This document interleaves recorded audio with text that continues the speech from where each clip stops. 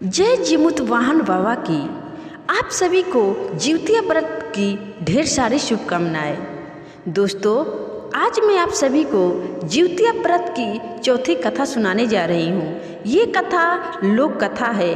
ये कथा गांव घर में कहा जाता है और सुना जाता है, इसलिए दोस्तों इस कथा को अवश्य पूरा सुनिएगा। इस कथा को सुनने से जिमुत वाहन बाबा और सूर्य देव की कृपा हमेशा आप पर बनी रहेगी और आपके घर में किसी भी बच्चे की अकाल मृत्यु नहीं होगी। तो आइए दोस्तों इस कथा को शुरू करते हैं। किसी गांव में एक माँ और एक बेटी रहती थी। उस गांव में 7 दिन से लगातार बारिश हो रही थी और जिउतिया का व्रत भी नज़दीक आ गया था। इस वजह से लड़की की माँ बहुत परेशान थी, बहुत दुखी थी। जब माँ को दुखी देखी बेटी तो माँ से बोली, माँ तुम इतना परेशान क्यों हो?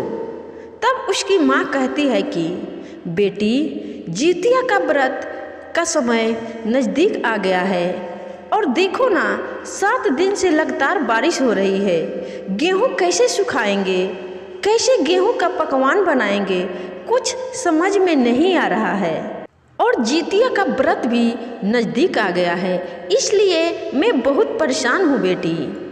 अब बेटी माँ की परेशानी देखी तो वह तुरंत आंगन में आ गई और सूर्य देव से प्रार्थना करने लगी कि हे सूर्य देव, सब जगह तो बारिश हो रही है, लेकिन आप मेरे आंगन में धूप उगा दीजिए। मेरी माँ जिउतिया का व्रत करेगी।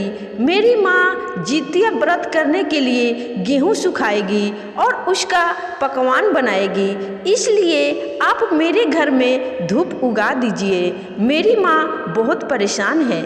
ये बात सुनकर सूर्य देव उस लड़की की विनती सुन ली।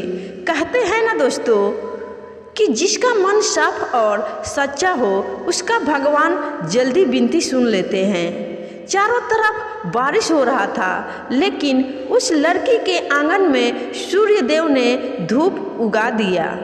ये चमत्कार देखकर माँ बेटी बहुत प्रसन्न हुई और वो खुशी खुशी अपने आंगन में गेहूँ सुखाई और गेहूँ पीसकर उस आटे से पकवान बनाई। अब और सुनिए चमत्कार दोस्तों। जब जिउतिया व्रत का पारण आया तो उसकी बेटी सुबह ही उठ गई कि मेरी माँ जिउतिया व्रत की है तो उनके लिए मैं जल्दी से खाना बना देती हूँ, क्योंकि मेरी माँ को बहुत तेज भूख लगी होगी। इसलिए दोस्तों उस लड़की ने अपने घर की पहले साफ सफाई करना स्टार्ट की। सबसे पहले उसने अपने घर में झाड़ू लगाना स्टार्ट की। झाड़ू लगाते हुए वह लड़की आंगन में झाड़ू लगाते हुए पहुँच गई तो क्या देखती है कि आंगन में नोनी का साग इतना हरा हरा सुंदर हरा भरा था कि उसे देखकर वो आश्चर्य में पड़ गई और अपनी माँ को बुलाने लगी और अपनी माँ को आंगन में बुलाकर कहती है कि माँ देखो हमारे आंगन में कितने सारे नोनी के साग उग आए हैं। कल तक तो यहाँ इस आंगन में कुछ भी नहीं था और आज देखो माँ यहाँ कितना सारा नोनी का साग उग गया है। माँ बोली कि ये सब भगवान की कृपा है। तो बेटी ने बोला कि माँ क्या मैं इस साग को आज हम अपने घर में काट कर बना ले खाने के लिए? माँ ने कहा बना लो बेटी, इसमें क्या है, खाना तो बनाना ही है, तो नोनी का साग ही बना लो। बेटी ने नोनी का साग बना लिया और दोनों माँ बेटी उस साग को खाई। कुछ महीने के बाद बेटी गर्भधारण कर गई। जब ये बात माँ बेटी को पता चला तो दोनों आश्चर्य में पड़ गए कि ऐसे कैसे हो सकता है कि बिना शादी किए गर्भ रुक जाए। उसकी माँ ने अपने बेटी से पूछा तो बेटी ने बोला, माँ मैंने ऐसा कुछ भी गलत काम नहीं किया है, ना जाने फिर भी मेरे पेट में कैसे गर्भ रुक गया। फिर दोनों ने भगवान का आशीर्वाद समझकर 9 महीने गर्भ को अपने पेट में ही सुरक्षित रखा। फिर जब 9वां महीना पूरा हुआ तो एक सुंदर सा तेजस्वी बालक पैदा हुआ। वह बच्चा बहुत ही तेज था। जैसे दूसरे के बालक को जो 10 दिन में पढ़ता था, उस लड़की का बेटा एक ही दिन में सब पढ़कर याद भी कर लेता था और उसका बच्चा बहुत जल्दी बड़ा भी हो रहा था। साथ में वह पढ़ाई में तेज तो था ही और खेल में भी बहुत तेज था। वो अन्य बच्चों के साथ जब भी खेलता था वो जीत जाता था।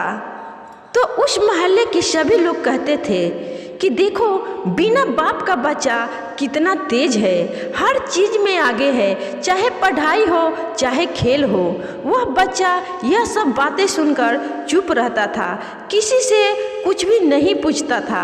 लेकिन ऐसे ही शब्द वह रोज़ रोज़ सुनने लगा तो उसको लगा कि ये सब लोग ऐसा क्यों बोलते हैं। आज मैं अपने माँ से ज़रूर पूछूंगा कि मेरा बाप कौन है, मुझे सब लोग बिन बाप का बेटा क्यों कहते हैं। ऐसा सोचकर वह अपनी माँ के पास गया और माँ से पूछने लगा कि माँ, मुझे सब लोग बिन बाप का बेटा क्यों कहते हैं, मेरा बाप कौन है, मुझे बताओ, मुझे मिलना है अपने पिताजी से।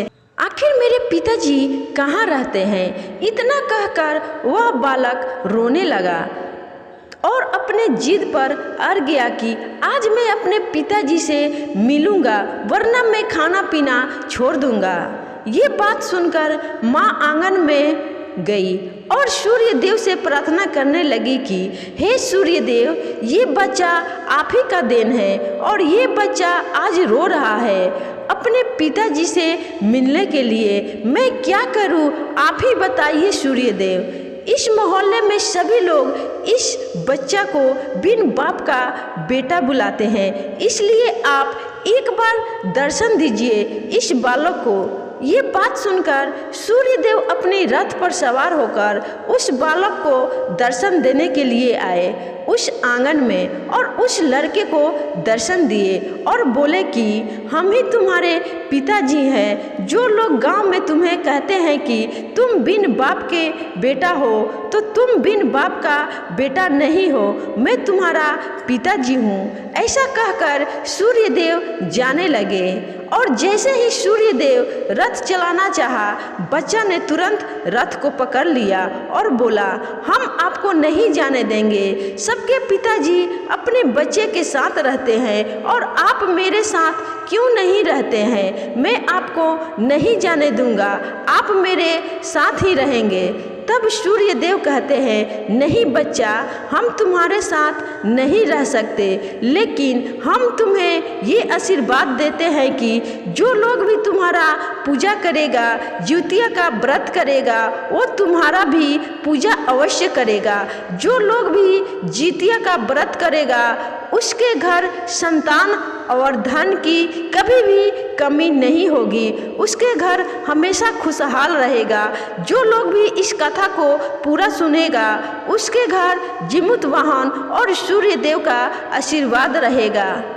तो दोस्तों, आप लोगों को ये बात तो जरूर समझ में आ गई होगी कि जिउतिया व्रत में नोनी का साग क्यों उपयोग किया जाता है। इसलिए दोस्तों, जब भी आप जिउतिया का व्रत करेंगे तो नोनी का साग जरूर आप उपयोग में करना और इस कथा को इतना ज़्यादा से ज़्यादा शेयर करिए ताकि ये कथा उन भाई बहनों के पास पहुँचे जो जिउतिया का व्रत करते हैं लेकिन नोनी का साग उपयोग नहीं करते हैं। तो आज का कथा यहीं पे समाप्त होता है। फिर जिउतिया के 5वें कथा के साथ आप सभी से मैं मिलूंगी। तब तक के लिए आप सभी को बाय बाय। जय हो जिउत वाहन कमेंट में ज़रूर लिखना।